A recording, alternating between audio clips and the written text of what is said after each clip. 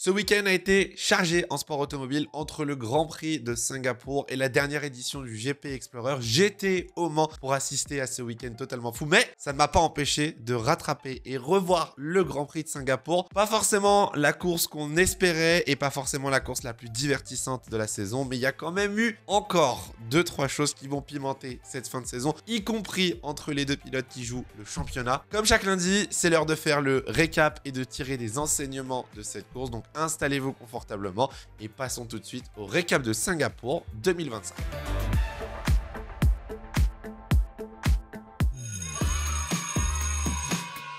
Alors j'ai beau ne pas être chez moi, on ne change pas les bonnes habitudes et on commence avec le conseil de classe. Premier élève, Carlos Sainz. Félicitations. Honnêtement, le podium à Bakou, j'ai l'impression, l'a libéré. Williams était en difficulté ce week-end et Sainz s'est qualifié 12e. Et malgré une disqualification et un départ en 18e place sur la grille, Carlos Sainz a réussi à remonter dans les points. Une très bonne course, un très bon rythme, donc bravo à lui. On va voir si ça continue, mais j'espère en tout cas pour l'Espagnol que ce podium en Azerbaïdjan a réussi à être le petit déclic dont il avait besoin et que la fin de saison 2025 s'annonce très très bonne pour lui. Deuxième élève, et cette fois-ci c'est un encouragement pour Isack Hadjar. Première fois sur le Grand Prix de Singapour, c'est l'un des circuits qu'il attendait le plus et honnêtement pour une première fois ça s'est pas si mal passé. Le français s'est qualifié 8e sur la grille, je pense que ça aurait pu être une 5 voire 6e place sans la petite erreur en qualification. Et puis pareil en course, 11e à la porte des points, sauf qu'il a eu des gros problèmes moteurs qui lui ont coûté je crois entre 3 et 5 dixièmes par tour, donc forcément très très compliqué. Il a eu quand même une très très grosse bataille avec Fernando Alonso et ça reste toujours dans une bonne dynamique pour Hadjar. À voir si ça va suffire pour aller chez Red Bull en 2026. Pour finir ce conseil de classe, je vais mettre absolument tous les pilotes dans le lot pour des félicitations. C'est la première fois dans l'histoire du Grand Prix de Singapour qu'aucun pilote n'abandonne sur ce circuit. On a quand même 80% de chances de safety car sur cette piste. C'est un gros challenge, c'est humide, il fait chaud, la course est très très longue et pourtant aucun pilote n'a craqué, donc félicitations à eux. Bon, malheureusement, lorsqu'on n'a pas d'interruption de course, qu'on n'a pas de safety car ou de sortie de piste, ça signifie aussi une course un petit peu plus ennuyante et c'est ce qu'on a eu, mais vous allez voir, on va en parler, il y a quand même 2-3 choses encore à mentionner. J'ai bien l'impression que depuis le Summer Break, c'est l'équipe qu'il faut absolument redouter. Mercedes, encore une fois, a fait un week-end exceptionnel et c'était totalement inattendu au vu des chaleurs et des conditions à Singapour. Déjà, il faut savoir que Mercedes avait ramené un nouvel aileron avant sur sa voiture et j'ai l'impression que ça a très très bien fonctionné. George Russell a pris la pole position avec un tour record, littéralement le record de la piste, le tour est incroyable. Antonelli, lui, est 4e, donc la preuve que les deux voitures fonctionnent très très bien. Et puis derrière en course, ça a déroulé. Franchement, une course sans erreur, du très très bon niveau de la part des deux pilotes de Mercedes. Du côté de George Russell, parti en pole position, vous vous doutez bien qu'à Singapour, franchement, on ne l'a pas revu. Il n'a pas été inquiété une seule seconde. Le seul moment où on l'a revu, c'est au drapeau à damier. C'est sa deuxième victoire cette saison et c'est son 7e podium. Mais moi, ce qui me fascine, c'est qu'il n'est toujours pas reconduit par Mercedes. George Russell, actuellement, est sans contrat pour 2026. Honnêtement, ça ne saurait tarder dans les prochaines courses. Du côté d'Antonelli, ça a été un petit peu plus mouvementé. Départ compliqué avec 2 positions de perdues sur Norris et Leclerc. Puis derrière, il a réussi à rester dans le rythme de la Ferrari, contenir Lewis Hamilton avec un magnifique dépassement sur Charles Leclerc. D'ailleurs, au virage 16, il a repris la 5e position et a été très très bon du début jusqu'à la fin. Petite mention parce que ça fait plaisir et je veux quand même le souligner, Antonelli commence à vraiment bien performer et ça fait du bien. Maintenant qu'on n'est plus en Europe et qu'il n'y a plus toute cette pression médiatique et toutes ces activités commerciales autour, et j'ai l'impression que Antonelli est en train enfin de se réveiller et de concrétiser ses week-ends, donc franchement bravo à lui. Mercedes donc prend 35 points sur ce Grand Prix de Singapour et conforte sa 2e position au classement constructeur. Attention parce que la Ferrari est littéralement en train de s'effondrer et en parlant de constructeur, bien évidemment McLaren a remporté un 2e titre d'affilée. Honnêtement c'était quasiment sûr qu'ils allaient avoir le titre, mais voilà, félicitations à eux aussi qui ont eu la meilleure voiture et qui ont tout simplement été la meilleure équipe. un week-end de merde. C'est les termes de Charles Leclerc pour décrire la performance de Ferrari à Singapour. Oui, ça s'est très mal passé pour la Scuderia qui comptait bien profiter des conditions et de la chaleur là où Mercedes aurait dû être en difficulté pour reprendre des points au classement constructeur. Au final, c'est tout l'inverse qui s'est produit. Il y a vraiment un pattern, un syndrome chez Ferrari en 2025 qui est lié à la voiture qui n'est tout simplement pas bonne. Les essais libres se sont très bien passés. On a vu un très bon rythme de la part de la Scuderia Ferrari. Et puis du vendredi au samedi, on a dû augmenter la hauteur de caisse afin de ne pas trop user la planche. Et puis comme tous les week-ends, du vendredi au samedi, on a perdu en performance. Puis en qualification, ça s'est mal passé. Puis après en course, forcément, c'est encore plus difficile. Hamilton partait 6e, Leclerc partait 7e. Charles a fait un excellent départ en gagnant quand même 2 positions dès les premiers virages. Lewis Hamilton, lui de son côté, est resté aussi dans le rythme, mais compliqué de dépasser à Singapour. Du côté de Charles Leclerc, on a décidé de le faire rentrer au stand beaucoup plus tôt et malheureusement, ça n'a pas été une bonne idée. Il a perdu beaucoup de temps sur le top 4 et puis la dégradation des pneus lui a fait perdre du temps sur Antonelli. Du côté d'Hamilton, il faut quand même mentionner la bonne stratégie et la bonne idée de se décaler et de terminer avec des pneus tendres lors des 15 derniers tours. Néanmoins, ça pouvait pas forcément être parfait. Malgré un très gros rythme, malgré le fait que Leclerc laisse passer Hamilton pour aller chercher Antonelli, dans les 2 derniers tours, le frein avant gauche de la Ferrari a tout simplement explosé. Ce qui a donné une scène totalement inimaginable. Dans les 2 derniers tours, Lewis Hamilton s'est mis à couper quasiment tous les virages du Grand Prix de Singapour. Honnêtement, la pénalité donc de 5 secondes pour Hamilton, elle est totalement justifiée. C'est dangereux, c'est pas quelque chose qu'on peut accepter sur un circuit en Formule 1. Et puis bon, derrière, il y avait Alonso à la radio qui n'arrêtait pas de hurler. Donc Hamilton termine 8e, ce qui est très loin d'être mérité. Je pense qu'il aurait dû marquer beaucoup plus de points ce week-end. Encore une fois, je pense que ça résume très bien la saison 2025 de Ferrari, qui est totalement chaotique. Lewis Hamilton pourrait être le premier pilote Ferrari depuis 2014 à ne pas faire de podium avec la Scuderia sur une saison, et on attend toujours cette première victoire de Ferrari. Est-ce qu'au quota, dans 2 semaines, ça pourrait peut-être être la première victoire? Je ne sais pas. Ferrari a toujours été bon, Lewis Hamilton a toujours été bon aussi là-bas. La réponse au prochain Grand Prix.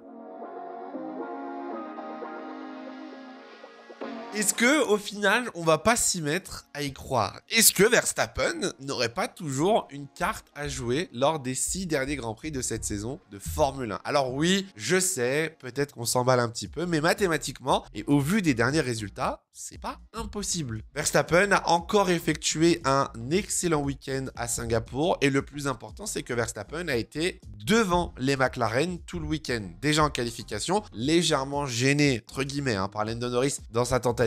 Derrière, il arrive pendant toute la course à maintenir Norris et Piastri. Pourtant, Verstappen a pas eu un Grand Prix facile. Entre des problèmes de boîte de vitesse, quelques erreurs de pilotage, c'était vraiment compliqué au volant de cette Red Bull. Et pourtant, Verstappen récupère encore des petits points sur Lando Norris et Oscar Piastri. Depuis le retour du Summer Break, il faut savoir que Max Verstappen est le pilote qui a marqué le plus de points. Que week-end après week-end, Verstappen continue de reprendre des points sur les McLaren. À Monza, il y avait 70 points d'écart avec Lando Norris. Aujourd'hui, il n'y a que 41 points entre Lando et Max. Et ça, c'est pour la 2e position. En soi, on est tous d'accord pour dire qu'aujourd'hui, la McLaren est plus rapide que la Red Bull. Que dans des conditions normales, McLaren devrait remporter au moins la moitié des prochaines courses jusqu'à la fin de la saison. Mais en cas d'accrochage entre Norris et Piastri, en cas de problème moteur, en cas de contre-performance, Verstappen n'est pas si loin non plus pour être totalement éliminé de la discussion. La voiture semble aller mieux, des améliorations devraient arriver dans les prochaines courses et j'ai l'impression que Red Bull est en train de reprendre confiance sur cette fin de saison. Je ne sais pas ce que ça va donner, je ne veux pas vous créer de faux espoirs, mais en tout cas pour l'instant, Verstappen revient petit à petit sur les leaders du championnat.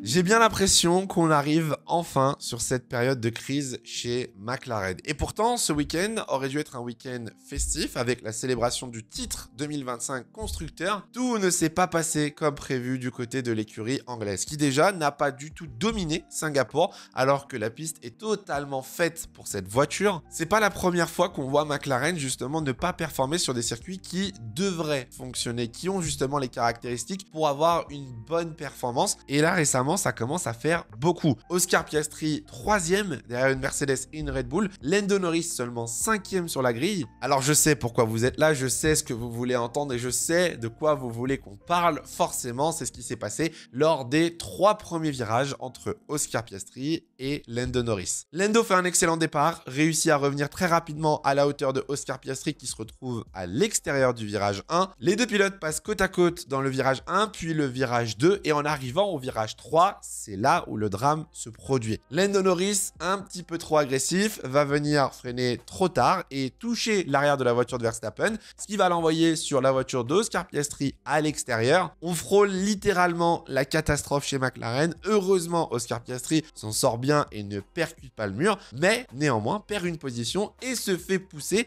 Contact entre coéquipiers. Alors Piastri l'a directement fait savoir à la radio qu'il n'était pas content et qu'il trouvait que la manœuvre était clairement abusive. On peut le comprendre depuis la voiture. Tu te prends un coup de roue de ton coéquipier qui en plus te dépasse. C'est pas dans l'esprit des papaya rules, mais la réalité, c'est que Norris n'aurait pas mérité de pénalité. Norris n'aurait pas non plus mérité de rendre la position à Oscar Piastri. Pour moi, le contexte des Papaya Rules a créé une sorte de fausse dimension où les pilotes McLaren doivent s'échanger les positions et se respecter. Non, c'est la course, faut se battre. Et là, pour le coup, Norris a tout simplement été plus agressif qu'il n'a été depuis le début de saison. Maintenant, le problème, et j'espère que ça va changer, c'est que Oscar Piastri est encore trop gentil. Oscar Piastri se plie beaucoup trop aux Papaya Rules alors que Oscar devrait être comme Norris, devrait être agressif et devrait de temps en temps montrer à Lando que lui aussi veut remporter ce titre de champion du monde. Pour moi, ça méritait clairement pas de pénalité et pour moi, c'était une action entre guillemets normale entre deux personnes qui se battent pour le titre de champion du monde. Si la manœuvre avait été dans l'autre sens et que c'est Piastri qui avait attaqué Norris, j'aurais dit exactement la même chose. J'aurais dit, bah voilà, Oscar Piastri s'est enfin réveillé et enfin agi comme un champion du monde et ça fait partie du jeu. Quand tu es dans les premiers virages, surtout à Singapour, une petite touchette malheureusement peut arriver. Bon, le problème pour Piastri, c'est que derrière, il y a eu un pit stop raté, que la course a été très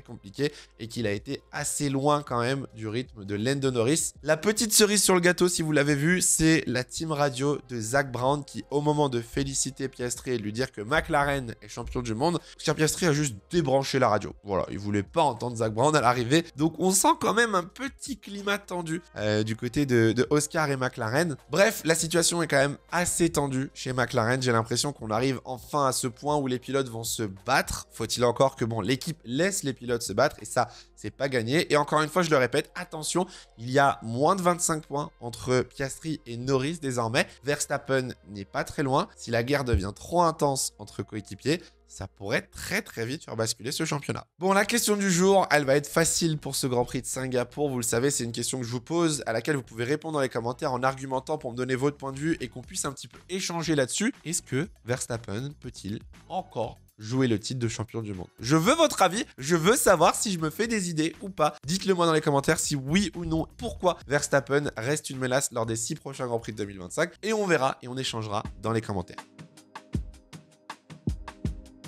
Encore une fois, comme à Bakou, le hydroprono est un échec total, mais cette fois pas que pour moi. Et ça me rassure de voir que vous êtes de moins en moins bon aussi. Victoire et pole position de George Russell, forcément personne ne l'avait imaginé, ni même deviné. J'avais mis Norris et Piastri en doublé, totalement faux. Leclerc en 3e, totalement faux. Donc voilà, comme d'habitude, on ne change pas. Je suis assez mauvais. Pour le Grand Prix du quota, on va se concentrer uniquement sur la qualification et la course longue, et je ne parle pas du format sprint. J'ai mis une pole position de Lando Norris. Ça fait quelques grands prix que je mets McLaren en pole et en victoire et qui gagne pas. Donc victoire de Lando Norris devant Max Verstappen, Oscar Piastri 3e. Je ne souhaite pas voir Piastri échouer, je ne souhaite pas voir Piastri tomber, mais attention avec ce qui s'est passé à Bakou et là ce qui s'est passé ce week-end à Singapour, il va vite falloir se relever. Bon, c'était pas forcément la course la plus intéressante comme je vous ai dit, mais en fait cette bataille au championnat commence vraiment à se resserrer et s'intensifier, et vu qu'on arrive littéralement, qu'on est dans le dernier tiers de la saison, ça va devenir clairement un sujet plus qu'important dans la plupart des récaps. Le Grand Prix Explorer était exceptionnel aussi, j'en ai vu pas mal d'entre vous, j'espère que vous avez kiffé, que ce soit à la maison ou sur place, c'était vraiment une édition de dingue. Nous on se retrouve très bientôt pour une prochaine vidéo. En attendant, faites attention à vous, portez-vous bien, c'est le plus important. Ciao, ciao.